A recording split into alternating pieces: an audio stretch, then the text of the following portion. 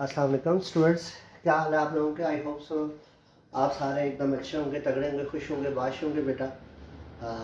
आज हम एक नया चैप्टर स्टार्ट करने जा रहे हैं बेटा, एटॉमिक फिजिक्स। एटॉमिक फिजिक्स है क्या? तो सिंपल अगर मैं डिस्कस करूं तो एटॉमिक फिजिक्स से मुराद ये है, या यूं हम कहते हैं एटॉमिक फिजिक्स में study of atom is known as atomic physics. अब सवाल ये राइज होता है एटम की स्टडी कैसे की जा सकती है। तो कहता है बाय यूजिंग स्पेक्ट्रोस्कोपी। क्या अगर हम स्पेक्ट्रोस्कोपी के जरिए एटम की स्टडी करते हैं, क्या मुराद है स्पेक्ट्रोस्कोपी से? कहता है किसी भी एटम से अमिट होने वाली या अब्जॉर्ब होने वाली रेडिएशन को हम क्या करते हैं बेटा, डिस्कस करते हैं। और अमिट होने वाली अब्जॉर्ब होने वाली रेडिएशन की प्रॉपर्टीज से हम एटम की कैरेक्टरिस्टिक्स बयान करते हैं, और इसको बेटा हम किसका नाम देते हैं? स्पेक्ट्रोस्कोपी का नाम देते हैं। मतलब सपोज ये डस्टर जो है, ये सपोज कोई एटम है। अब जाहिर बात है कि स्पेसिफिक आपके पास रेडिएशन ऑब्जर्व करेगा या स्पेसिफिक रेडिएशन वेवलेंथ वाली रेडिएशन एमिट करेगा, और वो स्पेसिफिक वेवलेंथ वाली रेडिएशन इसकी कैरेक्टरिस्टिक्स को बयान करेगी। इसको बेटा हम किसका नाम दे देंगे? स्पेक्ट्रोस्कोपी का नाम देंगे। तो सिंपल कहता है एटॉमिक फिजिक्स की बात करें तो एटॉमिक फिजिक्स में हम एटॉमिक स्पेक्ट्रा पढ़ते हैं या लाइन स्पेक्ट्रम हम पढ़ते हैं। अब लाइन स्पेक्ट्रम मिलता कैसे है, ये थोड़ा सा आइडिया लेके फिर मैं आगे चलूंगा मेन बेसिक टॉपिक की तरफ। कहता है लाइन स्पेक्ट्रम का लेना है तो उसके लिए हमें हाइड्रोजन गैस चाहिए, और हाइड्रोजन गैस किस फॉर्म में चाहिए? एटॉमिक फॉर्म में। हाइड्रोजन गैस लेंगे किस फॉर्म में? एटॉमिक गैस में, एटॉमिक फॉर्म में। अब ये जो एटॉमिक फॉर्म में हाइड्रोजन गैस होगी, इसको हम क्या करेंगे? लो प्रेशर पर एक्साइट करेंगे, इससे इलेक्ट्रिसिटी पास करेंगे। जब लो प्रेशर पर इससे इलेक्ट्रिसिटी हम पास करेंगे तो हाइड्रोजन के एटम किस में जाएंगे? एक्साइटेड स्टेट में जाएंगे। और जब एक्साइटेड स्टेट में जाएंगे तो क्या होंगे? डी एक्साइट होंगे। और जब डी एक्साइट होंगे, एक्साइटेड स्टेट से डी एक्साइट होते हुए वो क्या करेंगे बेटा? रेडिएशन को क्या करेंगे? एमिट करेंगे। जब रेडिएशन को एमिट करेंगे, वो रेडिएशन उस एटम की प्रॉपर्टीज को बताएगी, और इस तरह हमें क्या मिल जाएगा बेटा? लाइन स्पेक्ट्रम मिल जाएगा या एटॉमिक स्पेक्ट्रम मिल जाएगा। सिंपल एटम को एक्साइटेड स्टेट में लेंगे, जाहिर बात है जब डी एक्साइट होगा तो रेडिएशन एमिट करेगा, इन दिस वे हमें लाइन स्पेक्ट्रम मिलेगा, या हम कहेंगे बेटा एटॉमिक स्पेक्ट्रम मिल जाएगा।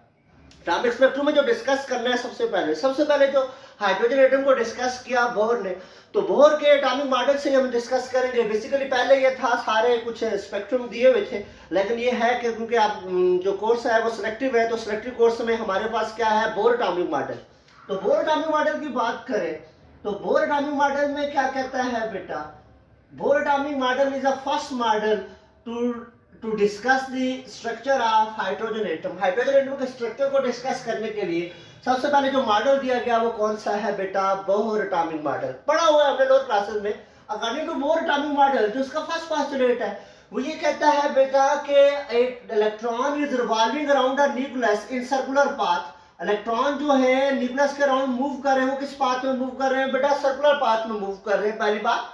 एंड जो साथ में ये बता रहा है बेटा during their motion electron can not gain energy and can not radiate energy. कि फर्स्ट पोस्टुलेट ये कहता है कि जो इलेक्ट्रॉन है हाइड्रोजन एटम के गिर्द, वो एक स्पेसिफिक पाथ के अराउंड क्या कर रहा है? रिवॉल्व कर रहा है। और जब स्पेसिफिक पाथ में रिवॉल्व करता है तो ड्यूरिंग रेवोल्यूशन, ड्यूरिंग मोशन, वो जो इलेक्ट्रॉन है ना तो एनर्जी रेडिएट करता है, ना एनर्जी क्या करता है? अब्जॉर्ब करता है। और इसका वो पाथ है, वो जो स्पेसिफिक सर्कुलर पाथ है, वो स्पेसिफिक एनर्जी रखता है। ना उससे एनर्जी बढ़ सकती है, ना उससे एनर्जी क्या करती है? कम हो सकती है। इलेक्ट्रॉन को कहीं सोर्स से एनर्जी नहीं मिल रही है। इसका क्या है बेटा? फर्स्ट पोस्टुलेट, पहला पोस्टुलेट आ गया।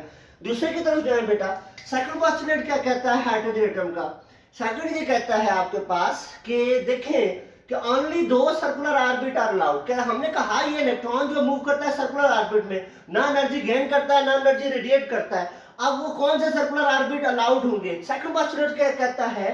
Only 2 circular orbit are allowed which having angular momentum and equal to integral multiple of h divided by 2 pi, where h is a number। h क्या है? नंबर ऑफ ऑर्बिट है, principal quantum number भी इसको कहते हैं।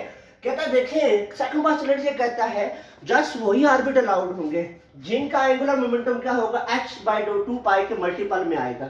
जिनका angular momentum 10 की power -34 के मल्टीपल में आएगा, तो वो आपके पास क्या होंगे? वो आपके पास ऑर्बिट अलाउड होंगे, अदरवाइज कोई ऑर्बिट अलाउड नहीं होंगे। जस्ट यही ऑर्बिट क्या हो सकते हैं बेटा? अलाउड हो सकते हैं। ये क्या आ गया बेटा? इसका सेकंड पोस्टुलेट।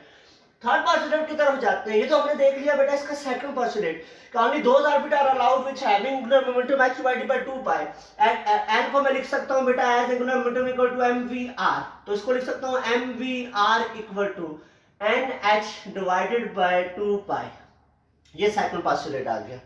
फिर तीसरा पोस्टुलेट क्या कहता है, कहता है तीसरे पोस्टुलेट में जो एनर्जी के बारे में बोर ने बताया, तीसरे पोस्टुलेट में ये कहा कि देखिए अगर इलेक्ट्रॉन मूव कर रहा है, दो ऑर्बिट की एनर्जी की बात की उसने कहा थर्ड पोस्टुलेट में, सपोज ये न्यूक्लियस है, न्यूक्लियस के गिर्द ये इलेक्ट्रॉन मूव कर रहे हैं बेटा ऑर्बिट्स के अलावा, कहता है सपोज ये ऊपर वाला ऑर्बिट जो है इसकी एनर्जी है ई एन ऑर्बिट है, लोअर वाला ऑर्बिट पी ऑर्बिट है, कहता ऊपर वाले ऑर्बिट में इलेक्ट्रॉन की सपोज एनर्जी क्या है ई एन, और लोअर ऑर्बिट में इलेक्ट्रॉन की एनर्जी क्या है ई पी। और थर्ड पोस्टुलेट में क्या बता रहा है, थर्ड पोस्टुलेट में ये कहता है सपोज अगर इलेक्ट्रॉन हायर ऑर्बिट से लोअर में जंप करे, तो अगर हायर ऑर्बिट से लोअर में इलेक्ट्रॉन जंप करता है एन ऑर्बिट से पी ऑर्बिट में, तो क्या एमिट होंगी रेडिएशन। अब वो जो रेडिएशन की एनर्जी होगी वो इन दो ऑर्बिट की एनर्जी के डिफरेंस के इक्वल होगी, मतलब जो एमिटेड रेडिएशन है, तो थर्ड पोस्टुलेट में ये कहता है अगर इलेक्ट्रॉन एक्साइटेड स्टेट से डी एक्साइट होता है, हाई एनर्जी से लोअर एनर्जी स्टेट में आता है, तो रेडिएशन एमिट होती है, उन एमिटेड रेडिएशन की जो एनर्जी है वो आपके पास क्या होती है difference of two orbit energy, मतलब क्या है बेटा E N minus E P. अगर मैं जो रेडिएशन एमिट हो रही है उनकी एनर्जी को मैं कह रहा हूं एच एफ, तो यहां से एच एफ क्या होगा अकॉर्डिंग टू प्लैंक्स बेटा H F equal to E N minus E P. तो इसका मतलब थर्ड पोस्टुलेट ये बताता है सपोज इलेक्ट्रॉन यहाँ इस ऑर्बिट में इलेक्ट्रॉन की एनर्जी 100 इलेक्ट्रॉन वोल्ट है, इसमें 50 इलेक्ट्रॉन वोल्ट है। अब अगर क्या है 100 से वो 50 में आएगा तो रेडिएशन एमिट होगी, तो रेडिएशन की क्या होगी एनर्जी इन दो ऑर्बिट के डिफरेंस के equal, that is 100 minus 50 that is equal to 50 electron volt. तो ये थर्ड पोस्टुलेट आपके पास आ जाता है। कहता है इन पोस्टुलेट को डिस्कस करें। थर्ड पोस्टुलेट की तो समझ आ रही है, हमें पता चल रहा है कि थर्ड पोस्टुलेट बेसिकली क्या है, हमें बता रहा है एमिटेड रेडिएशन की एनर्जी के हवाले से, लेकिन फर्स्ट दो पोस्टुलेट हमारे लिए कंफ्यूज करें। स्पेशली पहला ये कह रहा है कि इलेक्ट्रॉन जब ऑर्बिट के अंदर मूव कर रहा है, ना एनर्जी गेन कर रहा है ना रेडिएट, तो सवाल यहाँ ये राइज होता है कि how electron are moving circular orbit, अब कैसे वो मूव कर रहा है अगर वो एनर्जी गेन नहीं कर रहा, एनर्जी रेडिएट नहीं कर रहा, ऐसे कैसा पॉसिबल है, कैसे पॉसिबल है कि इलेक्ट्रॉन एक ऑर्बिट के अंदर मूव कर रहा है, तो वो उसको एनर्जी उसके पास कहां से, उसकी काइनेटिक एनर्जी कहां से आई, ये इसमें क्वेश्चन अराइज हो रहा है। दूसरा ये भी अराइज हो रहा है कि जब कोई बॉडी मूव करती है तो यही पता एनर्जी रिलीज करती है, so why electron can not release energy, क्यों इलेक्ट्रॉन एक ऑर्बिट के अंदर रिवॉल्व करते हुए एनर्जी रिलीज नहीं करता, यहाँ पे ये क्वेश्चन क्या हुआ अराइज हुआ। और सेकंड पोस्टुलेट का भी ये क्वेश्चन अराइज हुआ, कैसे वही आपके पास ऑर्बिट अलाउड है जिनका angular momentum h divided by 2 पाई है, इसका भी आंसर जो है बोहर एटॉमिक बॉडी नहीं दे सका। थर्ड का तो मिल रहा था, लेकिन पहले दो जो पोस्टुलेट थे उनका आंसर क्लियर नहीं मिल रहा था, तो इस वजह से जो आपके पास क्या था डी ब्रॉगली था, उसने सेकंड पोस्टुलेट को एक्सप्लेन करने की कोशिश की, उसके लिए मैथमेटिकल फॉर्म डिराइव की डी ब्रॉगली ने। कैसे की देखिएगा, कहता है de Broglie interpretation on second postulate. De Broglie ने जो सेकंड पोस्टुलेट को एक्सप्लेन किया, ये एक बड़ा क्वेश्चन अराइज होता है। अब कैसे एक्सप्लेन किया देखिएगा। डी ब्रॉगली ने कहा कि ऐसे इलेक्ट्रॉन मूव कर रहे हैं सर्कुलर पाथ में ऐसे, अब एक सर्कल के अलावा अगर सर्कल कंप्लीट करता है इलेक्ट्रॉन, तो उसने कहा कि डोरियां ले लें, कोई स्ट्रिंग उसने ली, उसने कहा एक स्ट्रिंग की, अब अगर हम एक सर्कुलर फॉर्म में स्ट्रिंग को रखें तो स्ट्रिंग की लेंथ सपोज क्या होगी एल होगी। अब अगर हमें पता है वन कंप्लीट सर्कल जब होता है, एक कंप्लीट रेवोल्यूशन जब होती है, कंप्लीट सर्कल जो होता है, उस वक्त जो डिस्टेंस ट्रैवल होता है वो बेसिकली किसके इक्वल होता है, वेवलेंथ के। बहुत सिंपल जो आपके पास डी ब्रॉगली ने कहा कि स्ट्रिंग ली उसने गोल सर्कुलर फॉर्म में, उसने कहा सपोज इसकी लेंथ एल है। अब हमें एक जब कंप्लीट सर्कल बनता है, एक कंप्लीट सर्कल के दौरान जो डिस्टेंस ट्रैवल होता है वो लैम्डा, इसका मतलब लेंथ ऑफ स्ट्रिंग क्या होगी लैम्डा। और साथ में हमने ये भी पढ़ा कि अगर एक कंप्लीट जब सर्कल बनता है, जब कंप्लीट सर्कल जो बनता है उस वक्त जो डिस्टेंस जो एल है ये सर्कमफेरेंस सर्कल के भी इक्वल होता है, that is L is equal to 2 pi R. हमने कहा देखें लेंथ की बात करें in the form of wavelength one complete circle के लिए लैम्डा, और अगर हम नॉर्मल डिस्टेंस के लिहाज से बात करें तो जो टोटल जो सर्कल की लेंथ होती है वो क्या होती है बेटा सर्कमफेरेंस सर्कल। तो इसका मतलब ये लेंथ लैम्डा के भी इक्वल है और साथ साथ L is equal to pi R के भी इक्वल है। अब देखिए सपोज हम कहते हैं सपोज ये जो सर्कल है इसके n नंबर ऑफ लूप्स है, इसके कितने लूप्स है n number of loops. N number of loop से मुराद हम कहते हैं डिफरेंट वे से क्या कर रहे हैं, इलेक्ट्रॉन क्या कर रहे हैं, मूव कर रहे हैं। पहले ऐसे मूव कर रहे हैं, फिर ऐसे मूव कर रहे हैं, फिर ऐसे मूव कर रहे हैं सर्कुलर पाथ में। डिफरेंट वे से इलेक्ट्रॉन क्या कर रहे हैं बेटा, मूव कर रहे हैं। तो एन नंबर ऑफ लूप्स आ गए। इसका मतलब यहां से हम यूं लिख सकते हैं इसको L is equal to N lambda, L is equal to N lambda, जो लिख दिया इसको। इसको नाम था क्वेश्चन नंबर 1 का, इसको नाम था क्वेश्चन नंबर 2 का। कंपेयरिंग 1 एंड 2, कंपेयर करते हैं बेटा, कंपेयरिंग 1 एंड 2।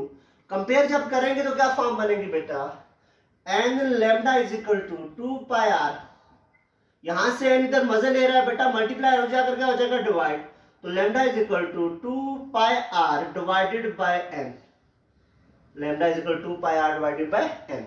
ये तो लैम्डा आ गया, और लैम्डा किसके इक्वल है बेटा, 2 pi are divided by n के इक्वल है। एन क्या है, नंबर ऑफ लूप्स है। अब देखिए according to de Broglie equation, हमने पढ़ा है डी ब्रागले से कि lambda is equal to h divided by m v. De Broglie को बताओ लैम्डा किसके इक्वल है, h divided by m v के इक्वल है। Putting the value of lambda, जहां पर लैम्डा की वैल्यू पुट कर ले तो क्या फॉर्म बन जाएगी, 2 pi are divided by n equal to h divided by m we.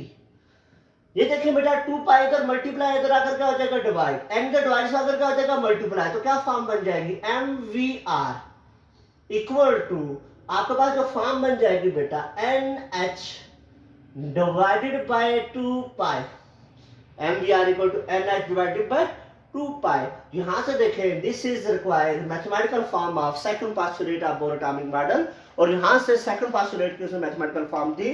कल इंशाल्लाह हम देखेंगे radius according to Bohr atomic model, hydrogen atom का, और फिर एनर्जी भी डिस्कस करेंगे। आज के लिए इतना बहुत है बेटा, इसको देखिएगा, डिस्कस कीजिएगा मुझसे, और इसमें स्पेशली बेटा आपने अच्छे से समझना है। क्वेश्चन आपके लिए जो असाइनमेंट देने जा रहा है वो यही है कि इलेक्ट्रॉन कैसे फर्स्ट ऑर्बिट में रिजाइड करता है अगर वो एनर्जी भी गेन नहीं कर रहा और वो एनर्जी रिलीज भी नहीं कर रहा, तो कैसे वो फर्स्ट ऑर्बिट में मूव कर रही है। आपकी इस बेटा असाइनमेंट है, ना हुआ तो मुझसे डिस्कस कर लीजिएगा। अपना बहुत सारा ख्याल रखेंगे। अल्लाह हाफिज।